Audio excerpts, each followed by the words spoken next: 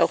Okay, I'm doing another Alforex presentation of our Alforex 429. It's a new high yielder performance. This hay was cut less than 2 weeks ago. We are having ideal weather. We're getting rain to come in here and help us, and moisture on it. It's a multi-leaf type of alfalfa here, and it's got a nice leaf and it grows fast. So this is going to mature about 4 or 5 days earlier, and this is going to be a high yielding alfalfa here on you. Just kind of looking from one field to the next where I had the low ligament. It's already got 2 or 3 inches above it. This was sowed in oats here. It could have been a little bit thicker. My little combine, the drive belt quit on it, and we was going to thrash some oats. And anyhow, the story behind it last year about this time, the oats, the alfalfa and the oats, we took an antique binder behind our wheat bee here, and we had the headlands and that done, and the drive belt quit on an old John Deere 40 combine. Well, we couldn't get one anymore. John Deere didn't have one, and we went to a company that manufactured, and we couldn't get it because John Deere said they can't sell it to me unless John Deere sells it to me. So I got a combine that I can't move in my hay shed right now.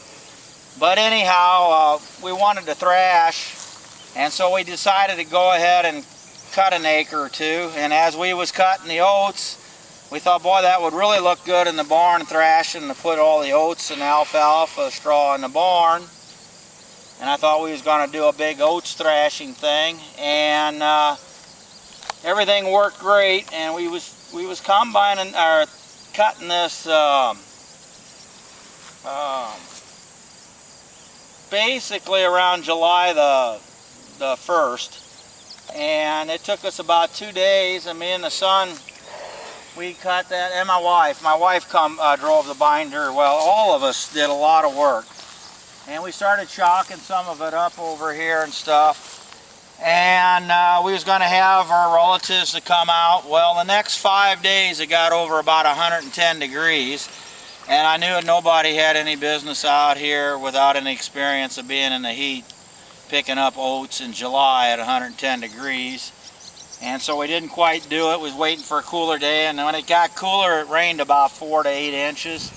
So we was out here for about 2 weeks, and this whole field here made about 14 or 15 wagon loads of oats. And of course they was sitting in here, so that damaged a little bit of spots where these oat bundles was. We had to drive over this hay, and I really think the amount of damage that we did to this field driving over it to get these oat bundles off, and some of them was pretty heavy. So we worked all through the month of July picking oats up, and what we did, we just took them right out to the pasture and fed it to the cows. And the cows just loved it. They ate the oats, they got fat, and then what they didn't eat on top of the hillside, it was pretty bare where we put them out. The extra seed come up and they grazed off of it in the winter. So we lucked out. I still got a wagon load of oats in the shed that we haven't thrashed yet. We just haven't had the time to thrash. It just seems like every time we want to do something, something breaks or something comes up, and we just haven't got to enjoying that. So, so I just want to let you know this field can take a lot of damage, and had a lot of stress, and it came back and it's fighting pretty good. So thank you very much for taking the time to look at my alfalfa seed field and using my alfalfa seed. So this Alforex 429 is going to be a big game player here in the future. Thank you.